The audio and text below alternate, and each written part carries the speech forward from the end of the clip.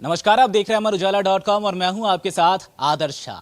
जिस पल का और जिस मैच का आप सभी को इंतजार था वो आखिरकार अब कुछ ही मिनटों में शुरू होने वाला है। टॉस हो गया है, दूसरा सेमीफाइनल इंडिया वर्सेस इंग्लैंड। रोमांच जो है वो अपने चरम पर है, फैंस की धड़कनें भी तेज हैं। ये मैच कैसा होने वाला है? इंग्लैंड ने टॉस जीतकर पहले गेंदबाजी का फैसला लिया है। भारत पहले मैदान पर बल्लेबाजी करने वाली है। टीम की रणनीति क्या है, टीम में क्या कुछ बदलाव हुआ है और वो कौन से प्रमुख खिलाड़ी हैं जिन पर सभी की नजरें टिकी होंगी, इन तमाम मुद्दों पर बातचीत करेंगे। मेरे साथ शोभित है। शोभित, आखिरकार सेमीफाइनल का मैच पहला तो हमने देख लिया, New Zealand versus south Africa. New Zealand एक तरफा वहां पे जीत कर आई है। अब सबकी नजर इसी मैच पर है क्योंकि फाइनल इसके बाद होना है। क्या कुछ भारत की रणनीति रहने वाली है इस मैच में? किसका पलड़ा आपको भारी लग रहा है? नहीं, देखिए, पलड़ा भारी तो जब मैच शुरू होगा तभी पता चलेगा, क्योंकि दोनों ही टीमों ने मतलब अच्छा प्रदर्शन किया है, इसीलिए वो सेमीफाइनल में है।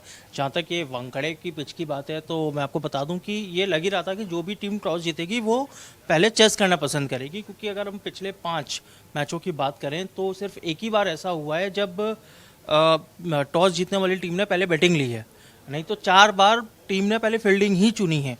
तो इंग्लैंड का जो ये फैसला है पहले फील्डिंग करने का, ये कोई ऐसा नहीं है कि एकदम शॉकिंग फैसला है या भारत के लिए ये मुश्किल भरा फैसला है, ऐसा नहीं है।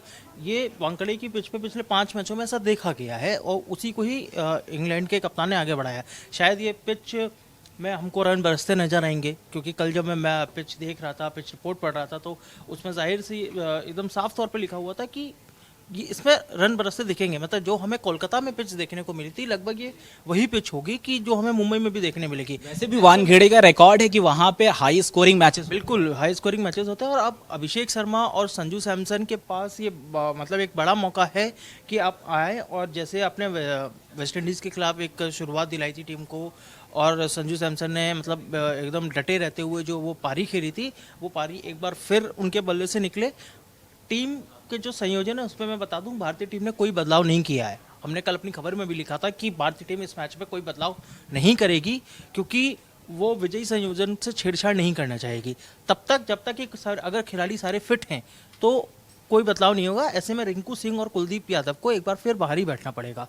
वही हुआ है, टीम अपनी पुरानी जो उनकी प्लेइंग 11 थी उसी के साथ इस मैच में आगे बढ़ी है। हालांकि इंग्लैंड ने एक बदलाव किया है, रेहान अहमद की जगह जेमी ओवरटन को शामिल किया गया है। अच्छा, मैं जानना चाहूंगा कि इंग्लैंड के वो कौन से खिलाड़ी हैं जिन पर सबकी नजर होगी? ये पूरे टूर्नामेंट में वो कैसा प्रदर्शन करते आ रहे हैं, उस हिसाब से भारत के खिलाफ वो कौन से चेहरे हैं, वो कौन से नाम हैं जिसकी चर्चा खूब हो रही है और इस मैच में उनका प्रभाव देखने को मिल सकता है? आदर्श, सुपर 8 में इंग्लैंड का परफॉर्मेंस बहुत अच्छा रहा था। टीम ने तीनों मैच जीते थे और वो मतलब 6 अंक लेकर सेमीफाइनल में पहुंची थी। लेकिन हमने देखा कि जरूरी नहीं कि अगर सुपर 8 में आपका परफॉर्मेंस अच्छा रहा है तो वो सेमीफाइनल में भी रहे। साउथ अफ्रीका का भी परफॉर्मेंस सुपर 8 में ऐसा ही रहा था, लेकिन सेमीफाइनल में फुस साबित हो गए थे। तो भारत के लिए कि एडवांटेज होना चाहिए, क्योंकि भारत को एक झटका मिल चुका है टूर्नामेंट में। सुपर 8 में जो उसे दक्षिण अफ्रीका के खिलाफ हार मिली थी, उसके बाद टीम ने कई मोर्चों पर सुधार किया है। लेकिन अभी भी एक जो पहलू है वो डटा हुआ है कि भारत अभी भी एक ही खिलाड़ी पर निर्भर है। कोई एक चलता है, उस जैसे पिछले मैच में संजू सैमसन चले और उनकी वजह से आपने इजी चेस किया और आप सेमीफाइनल में पहुंच गए।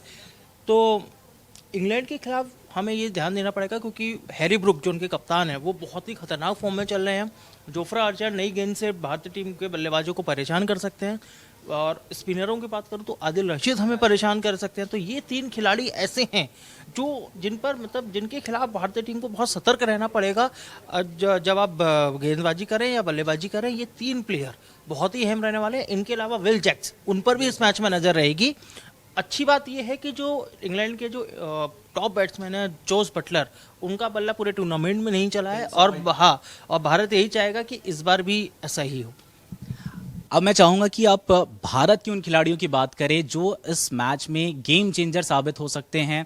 हालांकि हमारे 11 खिलाड़ी हैं, वो अपने आप में सूरमा है, लेकिन वो प्रमुख नाम जिन पर सबकी नज़र है, अभिषेक शर्मा हम सब जानते हैं कि उन पर सबकी नज़र होगी। उसके अलावा वो कौन से कोई गेंदबाज हो सकता है या फिर जो मौजूदा स्थिति है पिच की उसको देखते हुए कोई बल्लेबाज है जिस पे खास नज़र बनी हुई है? दो खिलाड़ी जिन पर सबसे ज़्यादा निगाह रहेगी वो एक कप्तान सूर्य कुमार यादव हैं और दूसरे हार्दिक पांड्या हैं। ये दो ऐसे प्लेयर हैं जिनके पास वानखेड़े में खेलने का अपार अनुभव है।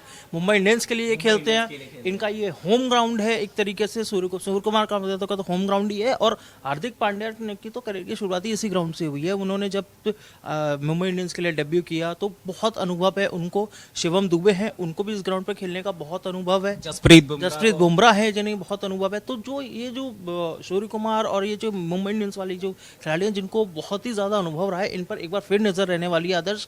और हम सभी चाहेंगे कि सूर्य कुमार यादव का बल्ला इस मैदान पर गरजे, एकदम गरजना चाहिए, बोलना नहीं, जिसको हम कहते हैं ना कि गरजना चाहिए। होम ग्राउंड पे कप्तान को एक बार फिर मौका मिला है क्योंकि ये वही ग्राउंड है जहाँ से भारतीय टीम ने अपने T20 विश्व कप अभियान की शुरुआत की थी। अमेरिका के खिलाफ इसी मैदान पे वो मुकाबला खेला गया था।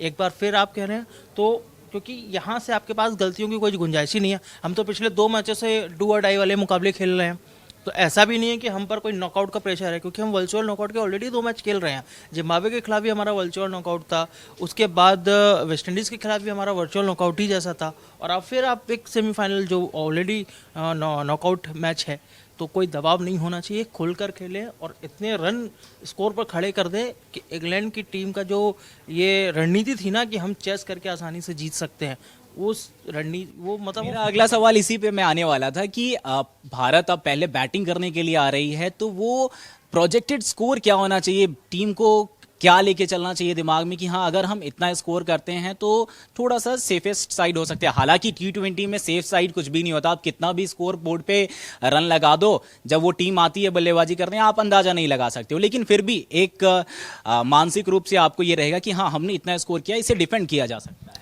नहीं, आपने आधे जवाब तो आपने खुद ही दे दिया आदर्श कि कोई भी T20 में कोई भी स्कोर एक फिक्स नहीं है।